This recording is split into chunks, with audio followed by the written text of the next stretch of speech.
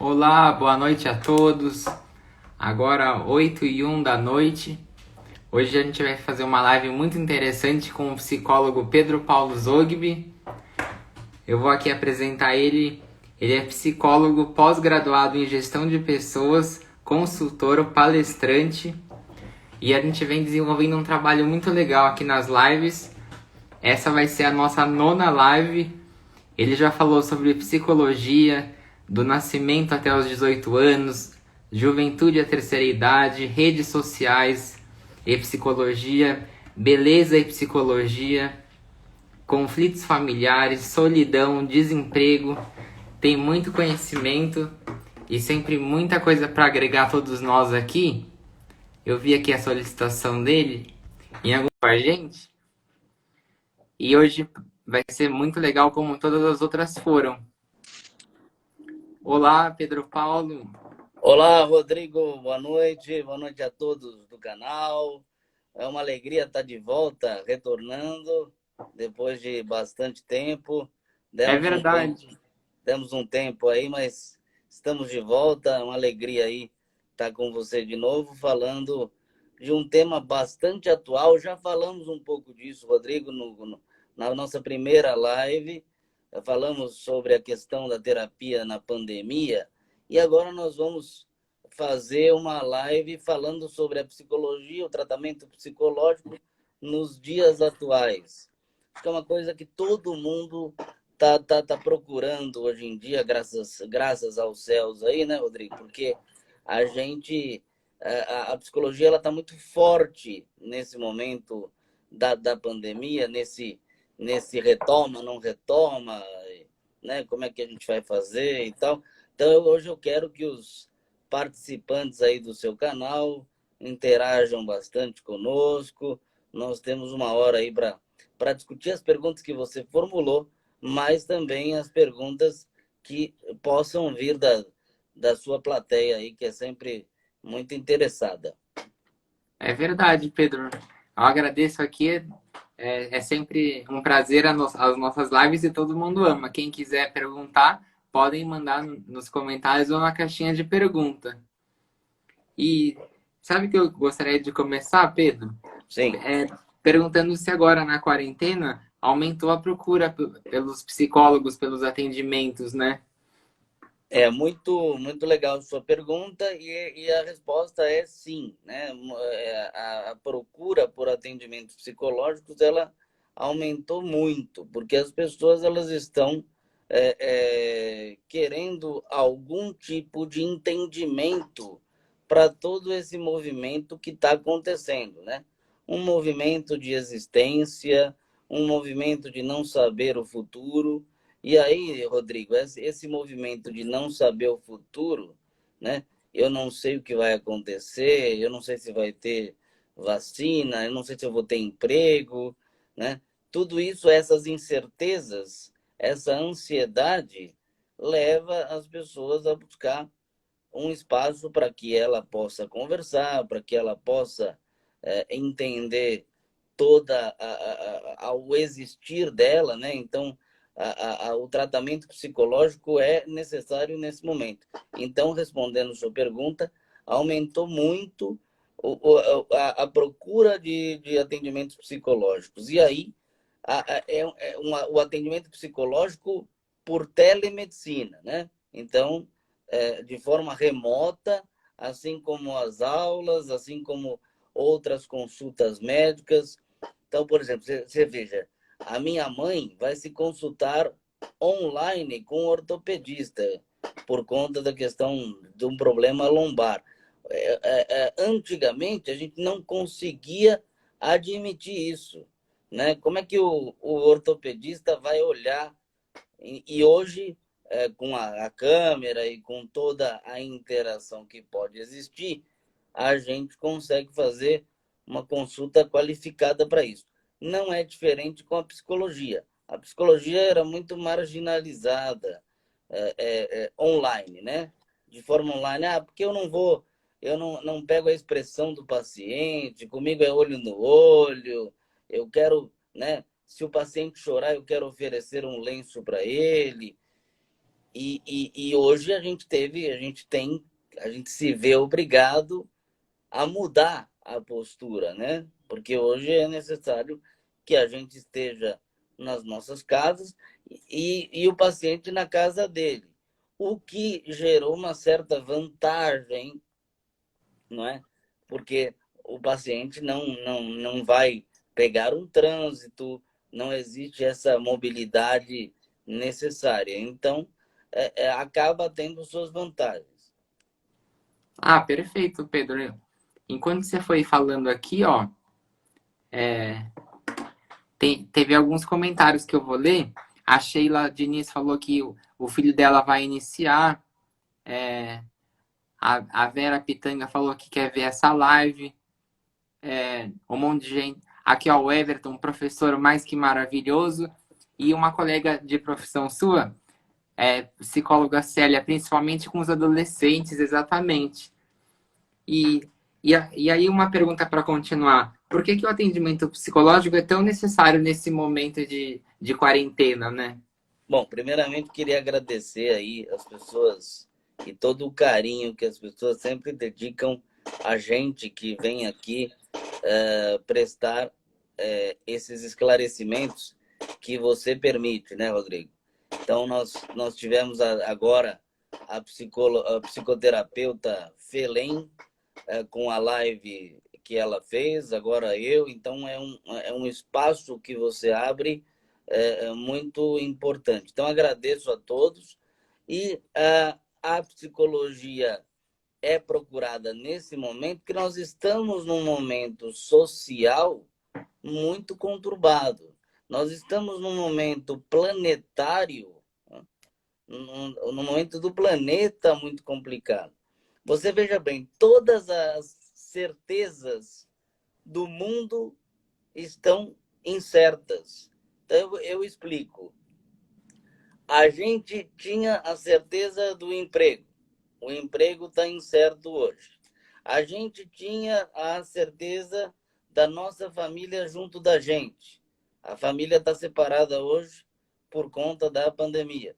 A gente tinha a certeza, com dificuldades ou não, de um alimento na mesa, por conta da questão da perda do emprego de muitas empresas.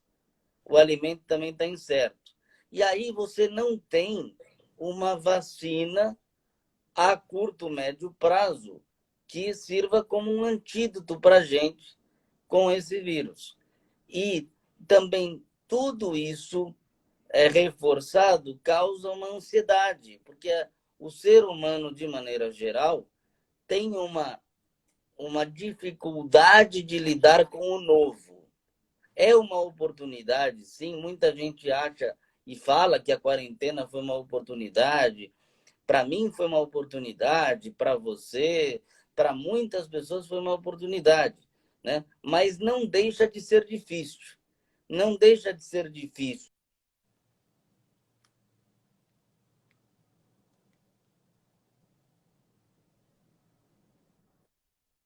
Não deixa de ser difícil de trabalhar com tudo isso. Então, a psicologia ela acaba sendo uma válvula de escape para lidar com tudo isso. Ó, perfeito. Quando você falou justamente da ansiedade que essa pandemia traz pra gente, a Vera Mota perguntou quais são os sintomas da ansiedade. Legal, Vera. Obrigado pela pergunta. Ansiedade, em primeiro momento, o conceito de ansiedade, cada psicólogo vai ter uma representação, um olhar, os psiquiatras também, mas a ansiedade é algo que eu sinto porque eu não sei como vai ser o meu dia de amanhã.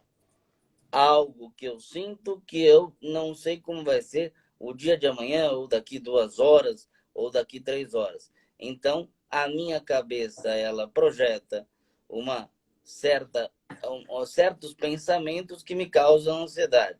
E a Vera quer saber os sintomas. Então, você pode ter desde sintomas psicológicos, a cabeça trabalhando, e agora como é que eu vou fazer?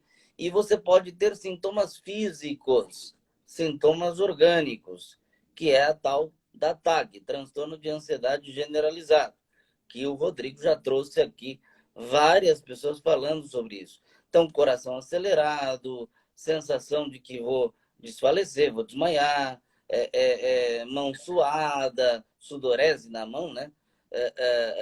E taquicardia, pulsação acelerada. Então, se você descobre esses sintomas, é melhor, é sinal de que você deve procurar um terapeuta e um psiquiatra para que você possa ter o atendimento adequado. Ansiedade não é coisa besta, né? Quando ela ultrapassa, todos nós somos ansiosos, tá bom, Vera? Todos nós somos ansiosos, ok? Você deve saber disso. Mas tem alguns graus de ansiedade que a gente não pode deixar passar. Então, transtorno de ansiedade generalizada é quando tudo isso se agrupa. E aí você vai ter que procurar um tratamento. Ó, ainda falando de ansiedade, Pedro, o Adriel falou, e eu sou ansioso para casar, né? Então, a ansiedade, como eu disse para a Vera agora há pouco, ela é normal para todas as pessoas. Todo mundo tem ansiedade. Por quê? Porque é um sentido de autopreservação.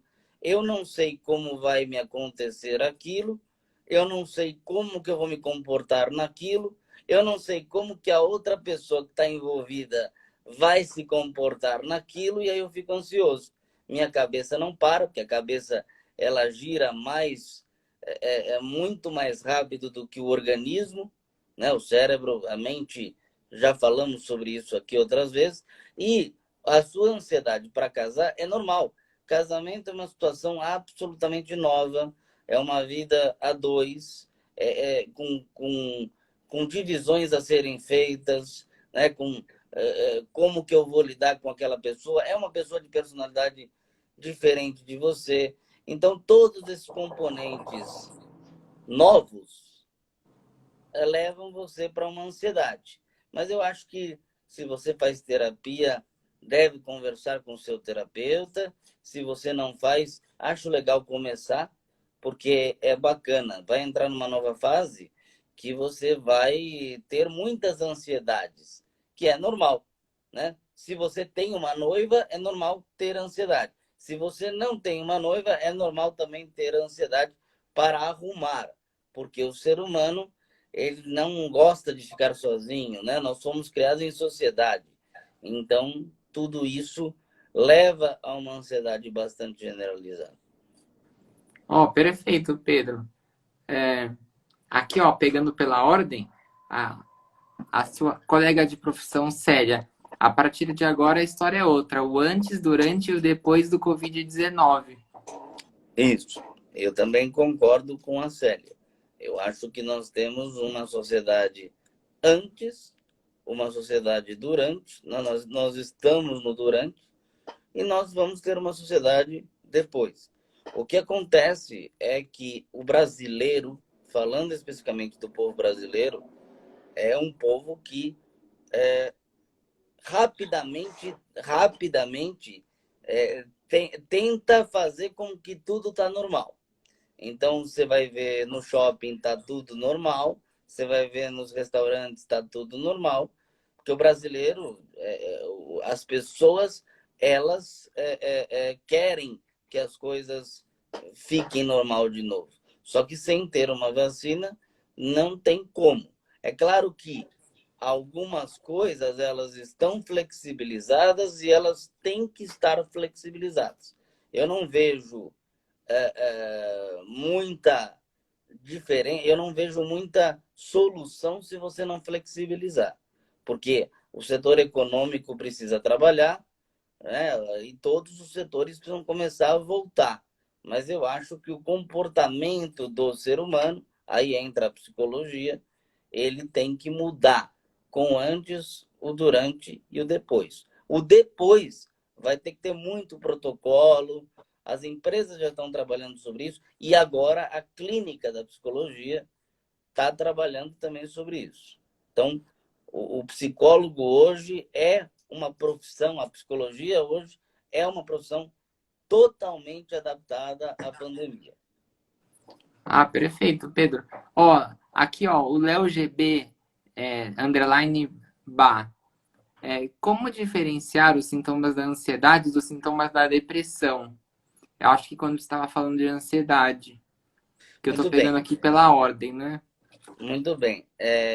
Bom, a ansiedade é algo normal, tá? É algo que todo ser humano tem. A gente só precisa prestar atenção quando ela ultrapassa a barreira do aceitável, tá? Então, sudorese, aquelas coisas de transtorno de ansiedade generalizada. A depressão é ao contrário disso.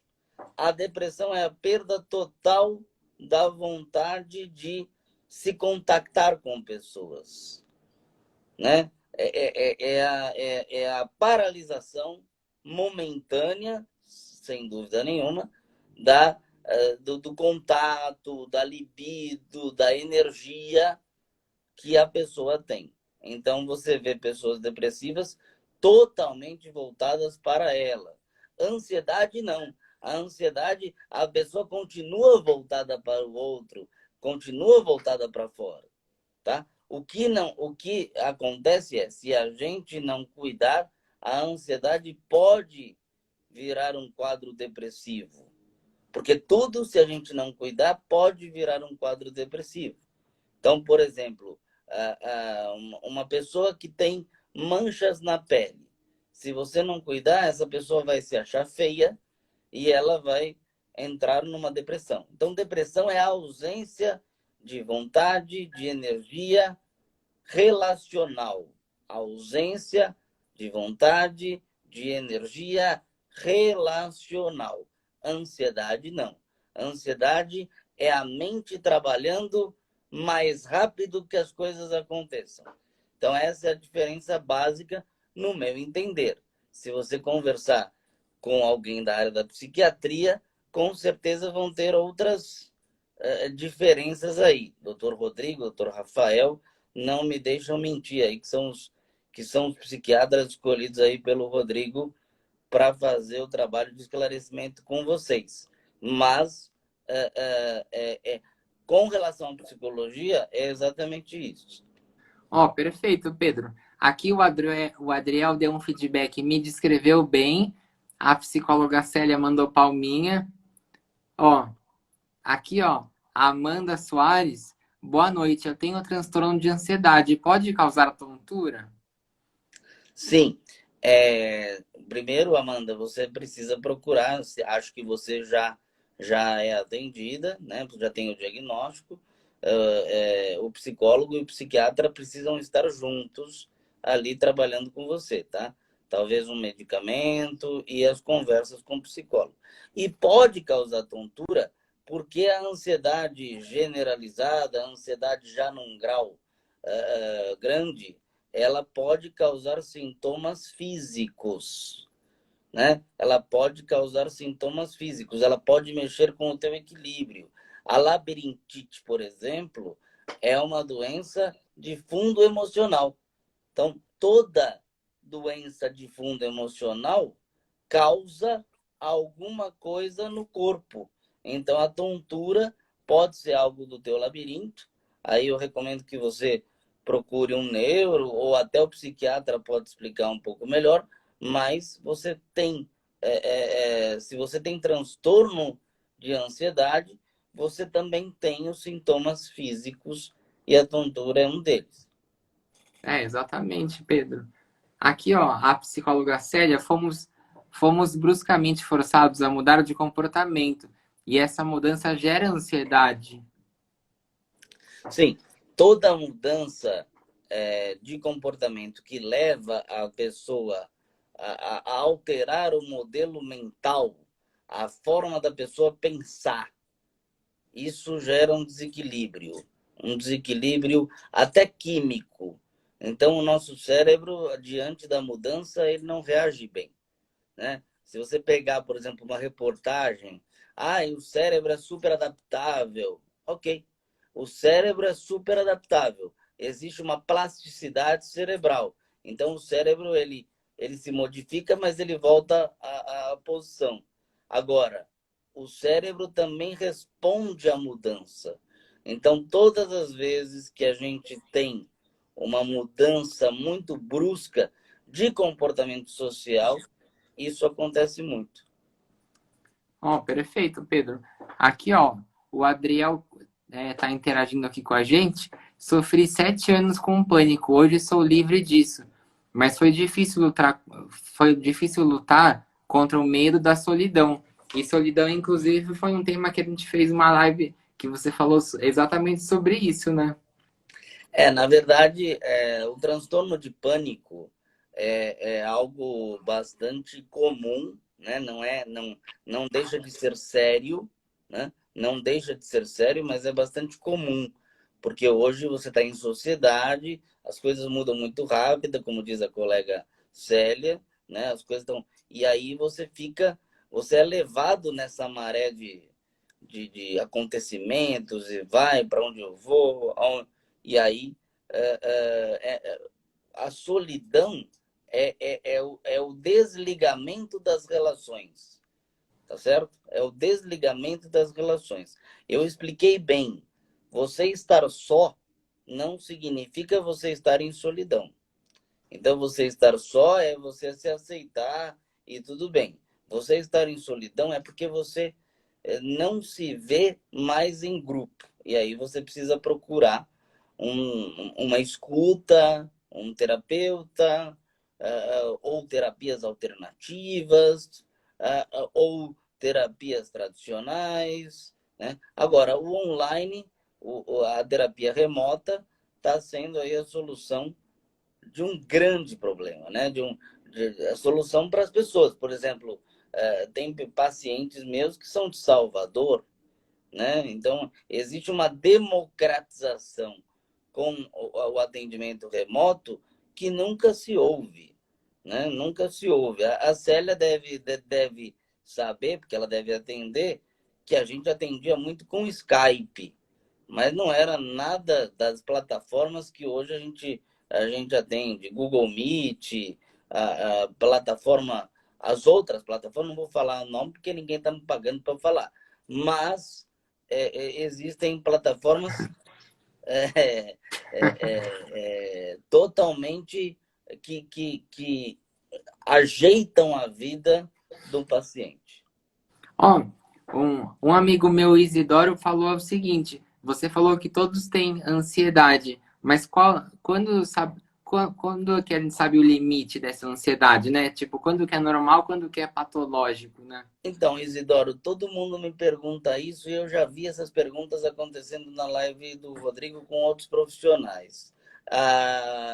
Eu não sei qual é o limite. O limite é o teu,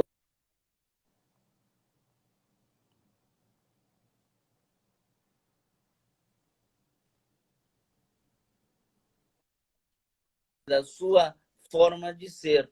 Então, é assim, quando a ansiedade começa a representar sintomas físicos, é sair da cabeça e passar para o corpo, é sinal de que você deve procurar alguém, né? É sinal de que você deve procurar uma pessoa, um profissional, um psiquiatra, um psicólogo, para fazer algum tipo de tratamento.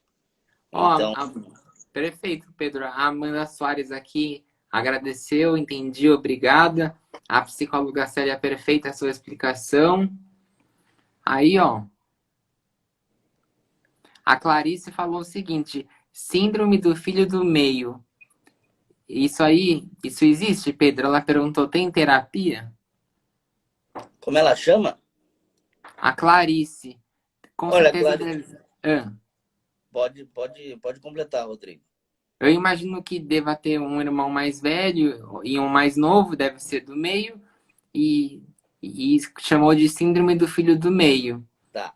Olha, Clarice, essa questão, esse nome, Síndrome do Filho do Meio, realmente eu nunca ouvi. Deve existir, porque você falou, então deve existir. Agora, eu, sem saber da sua questão, ou sem saber do que você está falando, dá para entender por que dessa síndrome do filho do meio. Veja bem, O filho mais velho é o filho desejado, porque é o filho esperado. Né? Um casal jovem espera um primeiro filho. Nossa, idealiza esse primeiro filho. Nossa, né? E aí esse primeiro filho é criado, né? Aí vem o filho do meio, o segundo filho, que já não é uma expectativa tão grande, porque já teve um filho, já sabe como é que são as coisas, e aí um casal começa a planejar um filho mais novo, né? Porque já criou os dois e começa a projetar um filho que eu vou super proteger, porque é um casal mais velho, então eu vou super proteger. Então, geralmente, o filho do meio, ele fica com muita carga, porque ele talvez não tenha sido absolutamente esperado. Agora, toda relação filial entre pais e filhos devem ser conversadas para que você não não não transforme essa relação numa relação sindrômica, para que o filho do meio não fique se sentindo mal, enfim. Então, isso precisa ser falado. Mas eu acho que existe uma explicação para isso que você trouxe, sim. Não sei se eu fui bem claro, mas é porque eu expliquei da forma que eu acho, porque eu nunca ouvi essa questão do síndrome do filho do meio, esse diagnóstico, né? Mas eu acho que existe, sim. O filho mais velho é o esperado, né? Aí o filho mais novo também é esperado, porque o casal já tem uma certa idade e quer criar o filho de novo, quer dar tudo que não deu para o primeiro, e aí o filho do meio fica numa situação que parece que ele não foi desejado, mas acho que só parece também, né? A Clarice falou isso mesmo. Obrigada, foi sim, gratidão. Ela gostou bastante dessa explicação. E, Perfeito. e o que é a telemedicina e o teleatendimento, Pedro? Bom, telemedicina são as plataformas médicas que acontecem à distância. Então, você vai num ortopedista aí que eu acabei de falar e você usa pela telemedicina, tá? E o teleatendimento é quando acontece o atendimento à distância. Então, você é meu médico, então eu estou num teleatendimento com você. E aí, o teleatendimento também pode ser em todas as especialidades, né? A psicologia entra nisso. A psicologia, a fonoaudiologia, a psicopedagogia, as entrevistas de recursos humanos estão sendo, a maioria delas, por à distância. Então, o teleatendimento é a prática médica à distância, né? A telemedicina o teleatendimento são as outras especialidades também. Perfeito. E antes da o nosso tempo aqui passou voando, já foi meia hora. A gente pode encerrar aqui e iniciar a parte 2 em seguida? Claro, Porque aí eu aproveito e carrego meu celular. Eu boto lá o plugzinho no celular para não nos atrapalhar. perfeito. E quem tiver aqui, ó, a gente já vai começar a parte 2 em seguida, já podem perguntar de novo mais coisas. Não percam, porque a parte 2 vem aí, tem muito mais pergunta, muito mais interação. Já já que a gente volta. Então, até já, Pedro. Até já, Rodrigo.